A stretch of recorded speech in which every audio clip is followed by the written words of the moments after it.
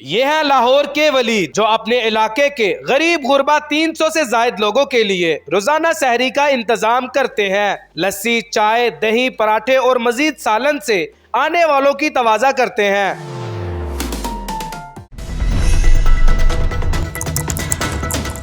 अस्सलाम वालेकुम नाज़रीन, आपका मेज़बान ज़ैन बाबू आपकी खिदमत में हाजिर है और आप देख रहे हैं उर्दू पॉइंट। लाहौर कैंट मियां मीर कॉलोनी में इस टाइम मौजूद हूँ, जहाँ पर वलीद और उनके दोस्तों ने मिलकर उन तमाम लोगों की सहरी का इंतज़ाम किया है जो अपने घरों से दूर परदेश में ज़िंदगी गुजार रहे हैं, और उसके अलावा वो तमाम मुस्तहकीन जो अपनी सहरी का खाना अफोर्ड नहीं कर सकते, वो इस दस्तरखान से आके सहरी करके अपना रोज़ा रख सकते हैं, जिसमें इनको पराठे के अलावा मुख्तलिफ़ किस्म के सालन और साथ चाय, दही और लस्सी वगैरह जो है वो इनको यहाँ पर मिलने वाली है। ये ख्याल इनको कैसे आया और कब से ये सिलसिला जारी है, आइए वलीद और उनके दोस्तों से जानते हैं।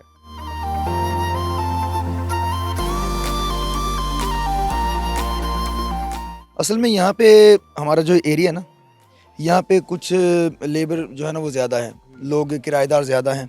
ये साथ फोर्ट सिटी में है, वहाँ पे काफ़ी लोग जो है ना वो वर्किंग करते हैं।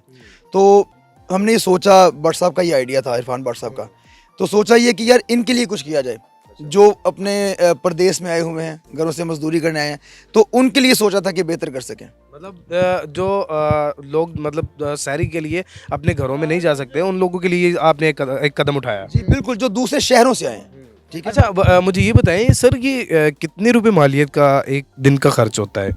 ये तकरीबन 40 से 50 हज़ार का खर्चा है। एक दिन का खर्च है। और ये सारा अफोर्ड कैसे करते हैं? सर हमारे काफ़ी दोस्त हैं, कुछ हम लोग करते हैं, बाकी कुछ दोस्त हैं हमारे। स्पेशली मैं अख्तर साहब का नाम लूँगा इस मरतबा, उनकी ये बहुत बड़ी काविश है इस मरतबा करने में। बाकी हम सब दोस्त मिलकर कोशिश करते हैं, जितना हो सके सब मैनेज करने की कोशिश करते हैं। अच्छा, तो जितने भी यहाँ पर वर्कर्स काम कर रहे हैं, सारे पे पर रखे हुए हैं? नहीं, 4 लोगों को पे मिलनी है, वो जो कारीगर हैं। बाकी बच्चों को वैसे हेल्प करते हैं शौक पैदा करने के लिए। मोहल्ले के हैं? हाँ जी, मोहल्ले के सब दोस्त ही हैं तकरीबन। खाने में क्या क्या चीज़ें शामिल होती हैं? सर खाने में रोज़ नई डिश होती है, सब्ज़ी, दालें, गोश्त। आज क्या है? आज आलू अंडे की भुजिया है। आज आलू अंडे की भुजिया और साथ है पराठे नज़र आ रहे हैं, और उसके अलावा कोई लस्सी या दही? नहीं, वैसा ऐसा कुछ नहीं है। पहले होता है वैसे? हाँ होता है, अगर फ़र्ज़ करें कि सालन ख़त्म हो जाए फिर लोगों को दही वगैरह प्रोवाइड करते हैं। कोशिश करते हैं कि जो बंदा बैठा है वो खा के जाए, बगैर खाए ना जाए। रोज़ाना कितने लोग यहाँ से खाना खा के जाते हैं? तकरीबन 350-400 लोग। 350-400 लोग इजीली मैनेज हो जाता है? अल्हम्दुलिल्लाह, अल्हम्दुलिल्लाह। यहाँ तक कि लोगों के पार्सल भी जाते हैं घरों में। घरों में भी जाता है? जी, जो नहीं, अगर घर में नहीं पका सकते, वो कहते हैं कि हम अफोर्ड नहीं कर सकते, तो वो ख़वातीन आती हैं, तो अल्हम्दुलिल्लाह उनके घरों में पार्सल जाते हैं। अच्छा, ये नेक काम है, इस नेक काम को लेकर कितने लोग आपके साथ मजीद जुड़ चुके हैं और कितने लोग मजीद जो है वो इस ख्वाहिश को अपने दिल में रखे हुए हैं? सर इस वक्त हम लोग तकरीबन 10 से 12 लोग हैं जो इस वक्त काम कर रहे हैं आपके सामने। वैसे 20 से 25 दोस्त हैं जो मिलके करते हैं, हर बंदा अपनी हैसियत के हिसाब से करता है। तकरीबन 90% हम लोग तो सैलरी पेश है, बाकी कुछ दोस्त हैं जो अफोर्ड करते हैं और वो हेल्प करते हैं, और सब मिलके कोशिश करते हैं कि जितना भी कोई पॉसिबल है वो हम पार्टिसिपेट करें इसमें, जितना भी हो सकता है पार्टिसिपेट करें। अच्छा, बड़ा एक मुनफरिद तरीका है कि कुर्सियों पर बिठा के खाना खिलाया जा रहा है, दरियाँ क्यों नहीं लगाई? सर दरियों में कंफर्टेबल नहीं है, यहाँ पे कंफर्टेबल होंगे। आराम से बैठ के टेबल पे खाने का एक अपना ही मज़ा है, ज़मीन पे मुश्किल हो जाएगा। अच्छा, कभी कभार ऐसा भी होता होगा कि मतलब खाना कम पड़ जाता होगा? सर कोशिश करते हैं कि ऐसा वक्त ना आए, कभी कम पड़ भी जाए खुदा ना खास्ता तो हम प्रोवाइड करते हैं, नहीं ये नहीं कहते कि आप चले जाएं, होटल से ला के भी खिलाना पड़े तो खिलाते हैं। कई दफ़ा तो गैस भी ख़त्म हो जाती होगी? हाँ नहीं, वो तो आ जाती है उसी टाइम, स्टैंड बाई है सिलेंडर एक, फिर भी 10-15 मिनट में आ जाता है सिलेंडर। अच्छा, स्टैंड भैया फिर भी 10-15 मिनट में आ जाता है सिलेंडर। अगर फॉर एग्जांपल कोई ना कोई मसला हो जाता है तो फिर सहरी कैसे मैनेज करेंगे? सर सारी ऐसे मैनेज करेंगे कि हमारे पास 3 से 4 बंदे हैं, अगर एक बंदा नहीं भी आएगा बाकी 3 जो कारीगर हैं, बाकी हम लोग तो होते ही हैं।